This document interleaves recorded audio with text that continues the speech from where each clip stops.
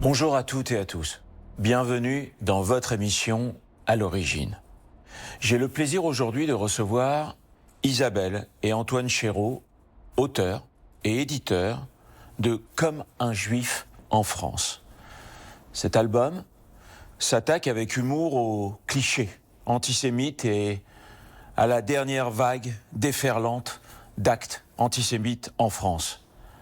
Après la Shoah, le Français juif se sentait en sécurité.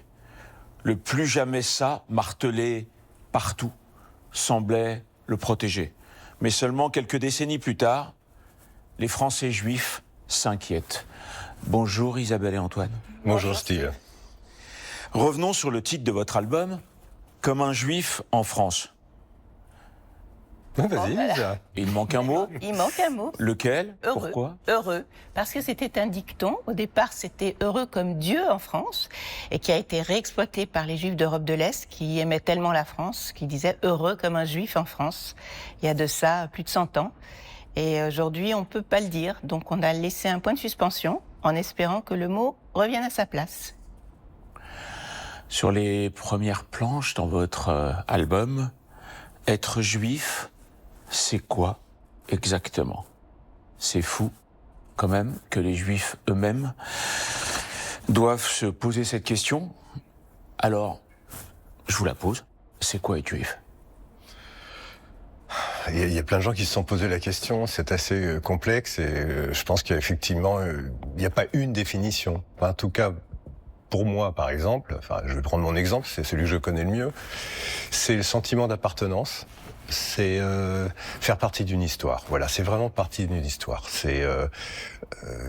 Cette histoire est particulière, mais voilà, c'est surtout ça. Et pour vous? C'est la même chose. Je suis pas issue d'une famille très pratiquante. Ils sont arrivés d'Europe de l'Est, de tous les côtés, avec des familles très religieuses et en optant pour les Lumières et la laïcité. Et donc, ils ne sont pas religieux, mais le sentiment d'appartenance, il y a eu la guerre entre-temps, il est resté, même s'il n'y a pas beaucoup de traditions religieuses à la maison. Alors c'est d'autant plus intéressant parce qu'en fait, on a affaire à deux auteurs ou deux éditeurs, les deux d'ailleurs, qui ne sont pas forcément à défendre la religion, mais plutôt le désir d'appartenance. Oui. Est-ce que vous ne cherchez pas à démontrer que finalement c'est les autres qui nous définissent? Oups. Non, mais oups, je pense évidemment à Sartre. Non, je suis pas sûr. Je pense pas. En revanche, l'antisémitisme rappelle le fait qu'on soit juif. Je pense toujours aux juifs allemands. D'un seul coup, eux qui ne fréquentaient pas les synagogues, majoritairement, d'un seul coup, on leur a rappelé, mais attention, là, vous avez quand même un particularisme. Eux qui, comme majoritairement les juifs dans le monde entier, ont cherché à s'intégrer. Donc, effectivement, oui, on leur rappelle régulièrement, quoi qu'ils fassent, qui ils sont. Oui, ils cherchent à les définir. C'est ça surtout. Ils n'arrivent pas à les définir, mais ils cherchent à les définir. Donc on trouve tout un tas d'arguments pour chercher à les définir. Et ce qui les embête beaucoup, c'est qu'ils n'y arrivent pas.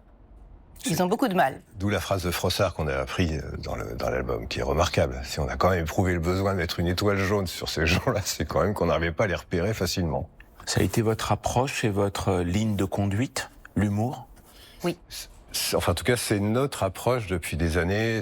Là, c'est le 10e ou 11e album. Sur des sujets de société. Sur des sujets de société. Et là, franchement, celui-là, oui, il n'y a pas d'autre choix. C'est de l'humour juif. Et pourtant, on est d'accord là-dessus, ça c'est sûr, vous abordez évidemment l'attaque terroriste du 7 octobre en Israël. Absolument. Est-ce que pour vous, ça a été un déclencheur ou une barrière qui a sauté et qui a tout permis à nouveau de se dire, eh ben voilà, on peut être contre les juifs sans filtre? C'était déjà fissuré avant, si je puis dire, parce que depuis, on remonte, par exemple, j'allais dire Ilan Halimi, mais même avant ça a été crescendo. Si on regarde vraiment l'intensité, ça a été crescendo. Le 7 octobre, c'était carrément inimaginable, mais surtout ce qui a été hyper choquant, c'est ce que ça a déclenché.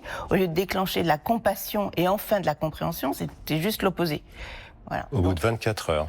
Ouais. Déjà des gens qui trouvaient des explications, qui trouvaient ça normal, qui au fond l'expliquaient, commençaient à expliquer voilà. Trouver des justifications. Ouais, des justificatifs. Vos dessins pointent l'ignorance à la source de l'antisémitisme et de l'antisionisme. Est-ce que dans une société, selon vous, aussi connectée, c'est encore valable comme excuse à l'antisémitisme, ça? Enfin, en tout cas, de dire...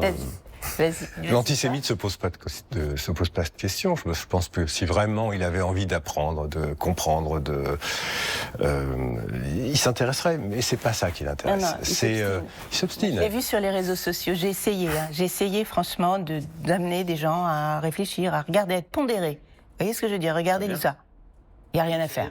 Impossible d'avoir le moindre échange. Jusqu'à nous identifier, puisque toi, tu t'es fait traiter de salioupin.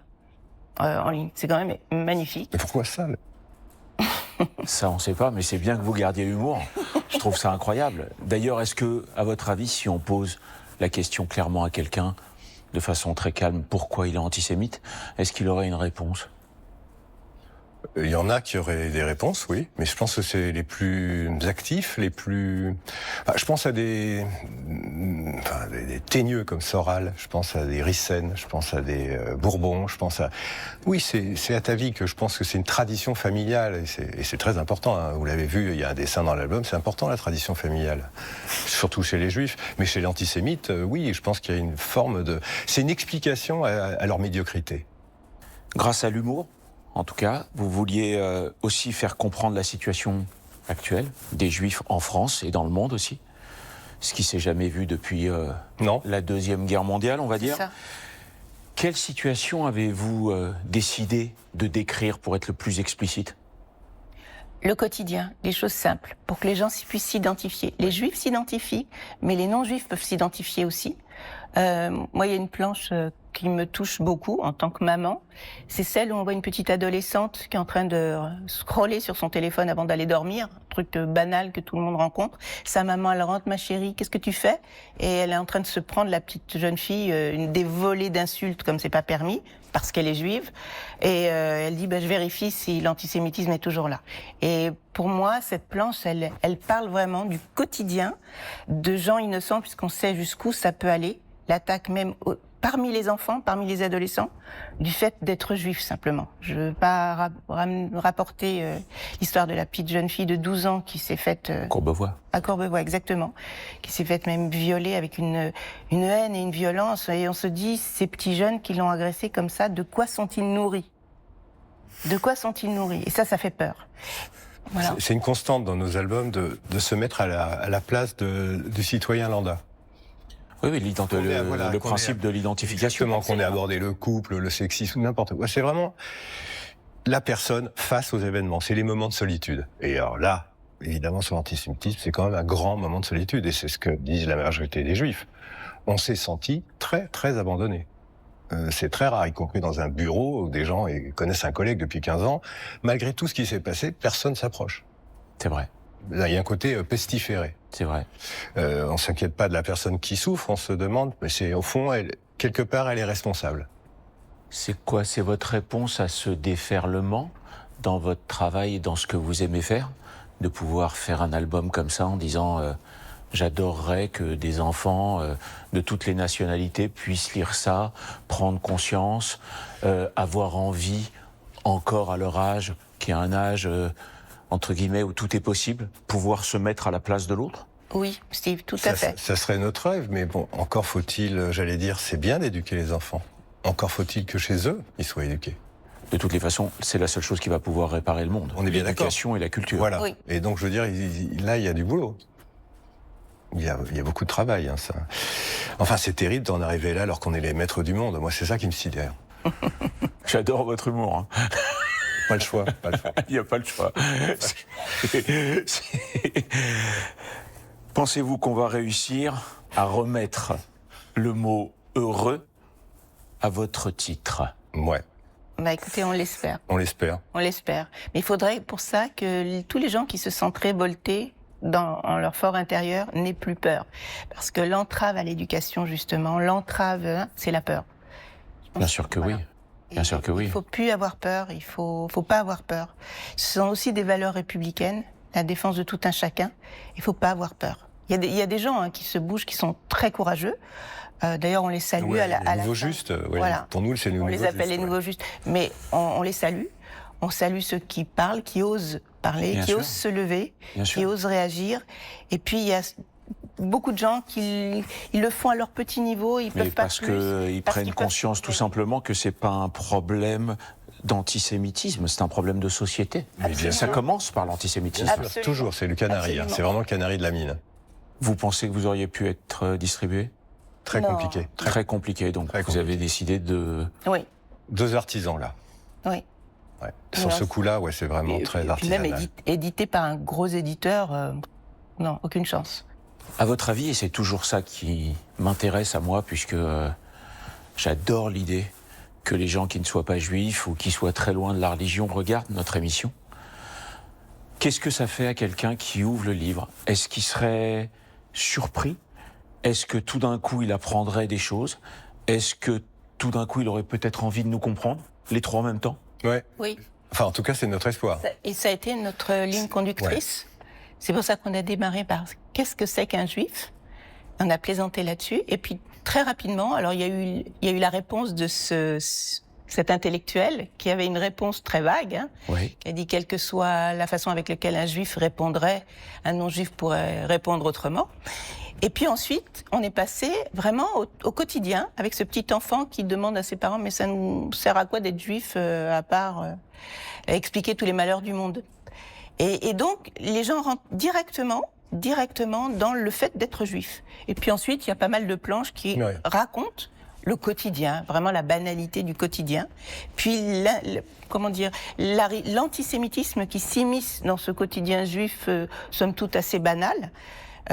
Et donc, je pense, oui, que des gens qui ne sont pas juifs ou pas religieux peuvent tout à fait comprendre, s'identifier à ces situations et les comprendre. D'ailleurs, on a d'excellents retours de non-juifs, heureusement. Oui. Mais heureusement, Heureusement. Oui, c'est- heureusement, moi, c'est ma plus grande fierté C'est sur nous, cette c'est ce qui émission. nous touche le plus en Donc, signature. Enfin, quand on fait des dédicaces et tout, c'est de voir arriver des gens qui disent, vous savez, ils s'excusent presque, je suis pas juif, alors qu'il y a un kit de conversion à la fin de l'album. Non, mais ils le disent, c'est la première chose. Ils disent, je suis pas juif, mais... Et souvent, ce sont des gens qui, visiblement, ont C'est ça. travaillé ce sujet parce qu'ils sont capables de dire, parce que c'est des questions pièges, il y a combien de juifs dans le monde? Ben, ils savent répondre. Ils disent entre 14 et 15 millions. Donc ça veut dire qu'ils sont intéressés à la question.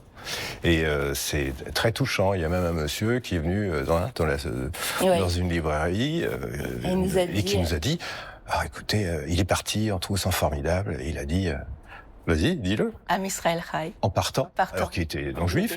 Et il nous envoyait un SMS en nous disant, je veux vous inviter à déjeuner. Ouais. C'est touchant. Ouais. Et il travaille dans le cadre du rapprochement intercommunautaire, Voilà. judéo-chrétien. Bon, écoutez, formidable. Je vous conseille, comme un juif en France, que vous soyez juif ou pas. Et encore plus si vous l'êtes pas. Parce que tout simplement, c'est un album qui parle d'humanité et qui parle de notions, de valeurs, de principes qui nous tiennent à cœur, c'est-à-dire se mettre à la place de l'autre et de vouloir le comprendre. Et quand on a envie de comprendre, c'est qu'on a envie d'aimer. Et quand on a envie d'aimer, c'est qu'on s'aime un peu. Et que c'est que comme ça qu'on arrivera sûrement à un monde meilleur. C'est sûr et certain même. Merci de nous avoir écoutés. Merci à tous les deux. Merci beaucoup. Steve. Merci. Je vous souhaite un bon dimanche, une bonne semaine. Prenez soin de vous et des autres. À très bientôt pour découvrir ensemble de nouveaux horizons.